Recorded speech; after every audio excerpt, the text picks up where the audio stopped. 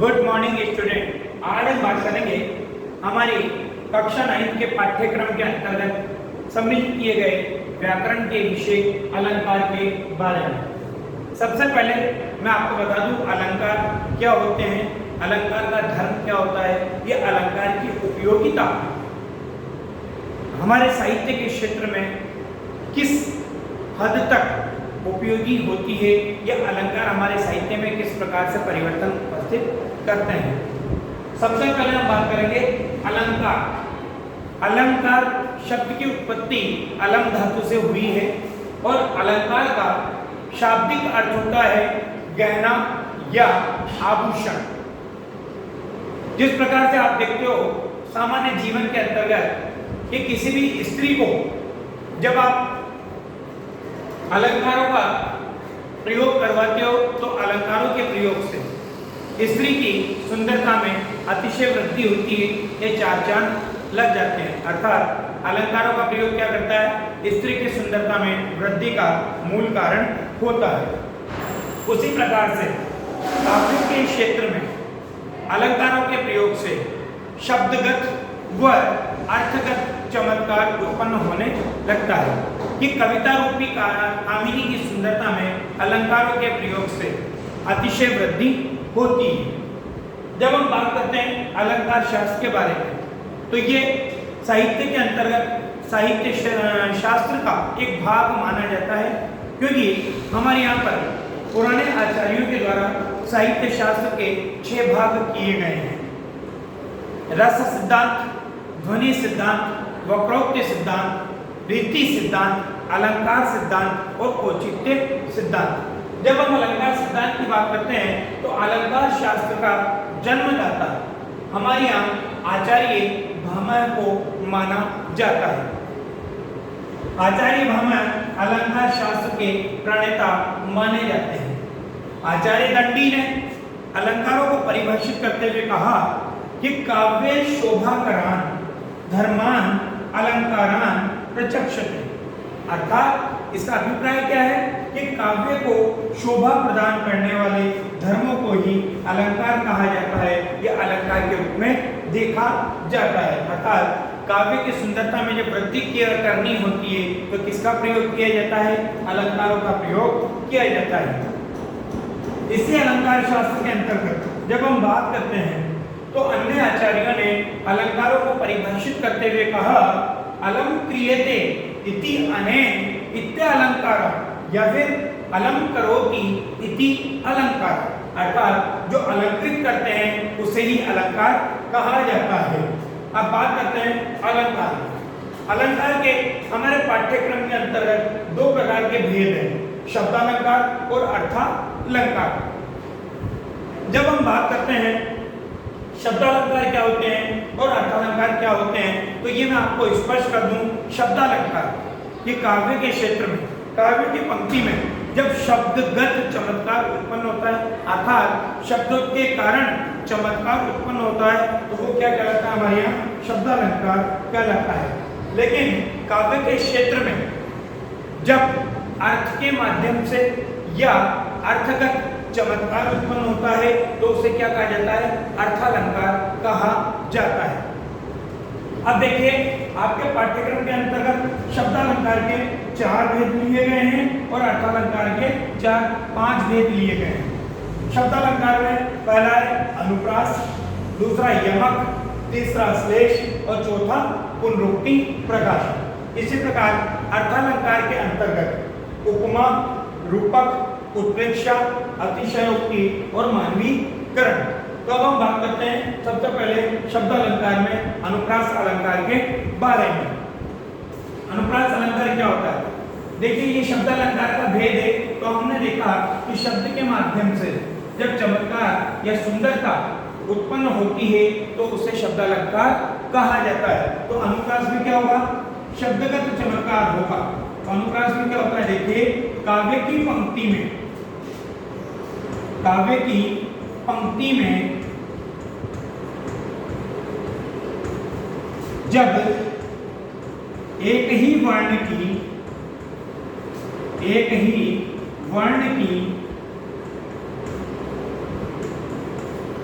एक से अधिक बार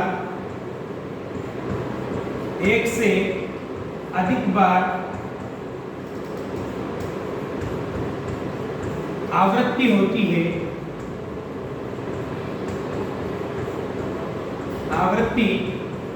है उसे अनुप्रास अलंकार कहते हैं। उसे अनुप्रास अलंकार कहते हैं।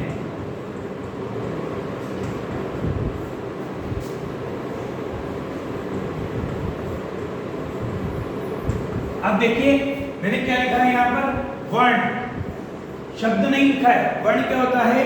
भाषा की सबसे छोटी इकाई जिसका खंडों में विभाजन नहीं किया जा सकता। जबकि शब्द कहते हैं एक या एक से अधिक वर्णों के योग से क्या बनता है? शब्द बनता है। तो हम बात कर रहे थे अनुप्रास की। तो देखिए यहाँ पर वर्ण की आवृत्ति होगी। जैसे मैंने कहा तरनी, तनुजा, तट, तमाल, तरुवर, बहुछाय। यह जैसे मैंने कहा चारु चंद्र की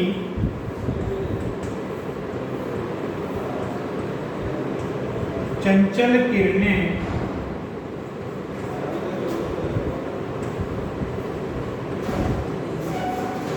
खेल रही थी जलथल में।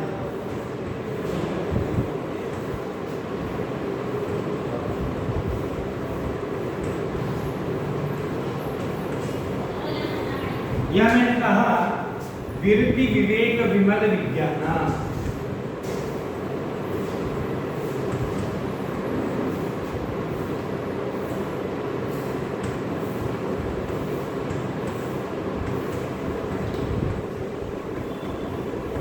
अब आप देखिए यहाँ पर अनुप्रास अलंकार कैसे हुआ, क्योंकि पहली पंक्ति जब हम बात करते हैं तो यहाँ पर त त त त और त, इस त वर्ण की एक से अधिक बार आवृत्ति हुई, ये बार बार आया, इसलिए यहाँ पर अनुप्रास अलंकार बनता है। इसी प्रकार दूसरी पंक्ति में देखिए च वर्ण है, तीसरी पंक्ति में देखिए व वर्ण है। तो इस प्रकार से जब काव्य के क्षेत्र में काव्य की पंक्ति की जब हम बात करते हैं और काव्य की पंक्ति में जब एक ही वर्ण एक से अधिक बार आता है तो वहां पर कौन सा अलंकार होता है? अनुप्रास अलंकार होता है। अब बात करते हैं हम यमक अलंकार की। देखिए आप यमक क्या होता है?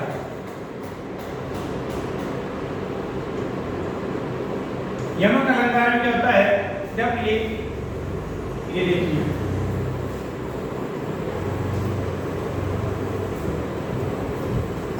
वहां पर वर्ण की आवृत्ति थी, अब यहाँ पर क्या होगा? यहाँ पर शब्द की आवृत्ति होगी। समझ आ गई बात कि काव्य की पंक्ति में जब एक ही शब्द की एक से अधिक बार, एक ही शब्द की एक से अधिक बार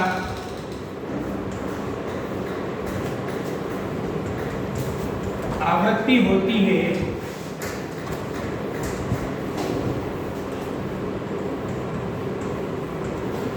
परंतु हर बार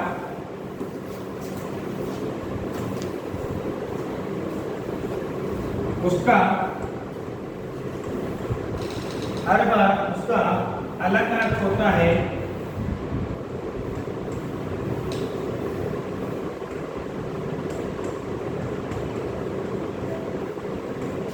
उसे यमक अलंकार कहते हैं।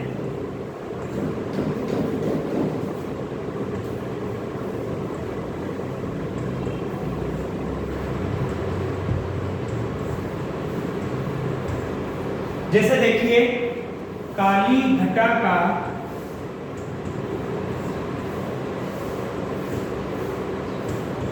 घमंड घटा,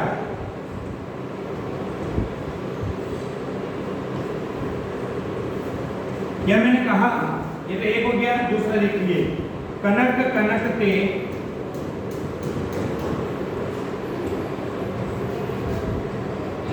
सोगुनी मादकता अधिकाई।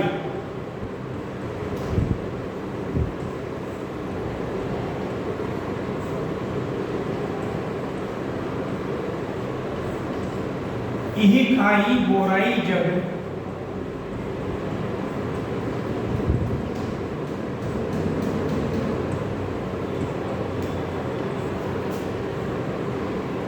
उही पाई बोराई।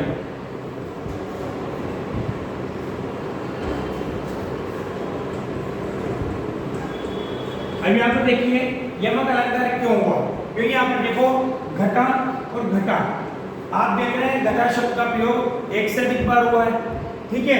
अब इस घटा का प्रयोग तो किसके संदर्भ में, आसमान में छाने वाली काली घटाओं, बादलों की घटाओं के संदर्भ में, और दूसरा घटा का अर्थ किसके संदर्भ में, घमंड कम होने के संदर्भ में। तो एक घटा का अर्थ तो बादलों के से उससे हो गया, और दूसरा क्या हो गया, कम होने के अर्थ में। तो इसलिए यहाँ पर शब्द तो वही है परंतु अर्थ क्या है, अलग अलग है। इसलिए यहाँ पर कौन सा अलंकार है, यमक अलंकार है कि काली घटा का घमंड घटा। इसी प्रकार नीचे वाले उदाहरण में देखिए कनक कनक शब्द रिपीट हुआ है, एक से अधिक बार आया है परंतु अर्थ दोनों का अलग है। पहले कनक का मतलब है धतूरा और दूसरा कनक का मतलब है सोना।